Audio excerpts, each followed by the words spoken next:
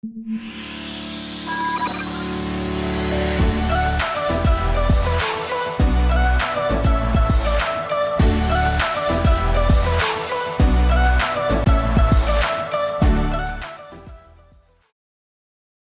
Wallet Hubbers! Today we're talking about the First Access credit card. If you're looking for a quick overview, there are 5 things you really need to know about the First Access card. First, the First Access credit card is an unsecured card that people with limited or damaged credit can get. In other words, you don't need to place a refundable security deposit to get approved. Second, this card is very expensive. There's an $89 program fee that you have to pay before even opening an account.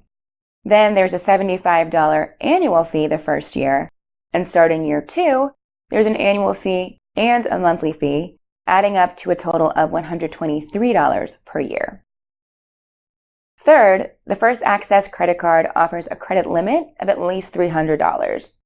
That won't cover too many emergency expenses, especially since the annual fee will be subtracted from your available credit initially. So you could have just a bit over $200 in spending power to start with.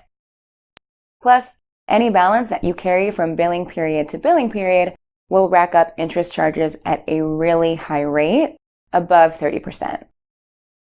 Fourth, the First Access credit card reports to all 3 major credit bureaus each month, so that gives you the opportunity to add positive credit history to your credit reports and build a better credit score.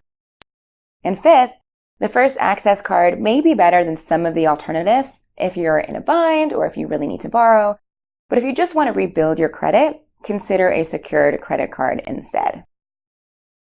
And those are the 5 things that you really need to know about First Access. You can learn more or apply for the First Access credit card online by clicking the button here. But if you want even more info first, I've got you covered there too. For starters, a lot of people want to know whether the First Access credit card offers any rewards. I've got bad news for you, it doesn't have any. But few cards for people with limited or poor credit do.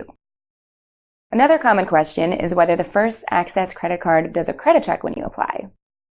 Yes, there's a hard inquiry into your credit history when you apply for the First Access credit card, and that likely will cause a small, very temporary decline in your credit score.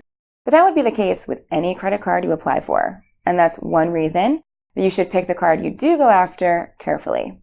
And does First Access guarantee approval for everyone, no matter how bad their credit history is? Unfortunately not. While applicants with bad credit are considered for First Access, no credit card offers 100% guaranteed approval.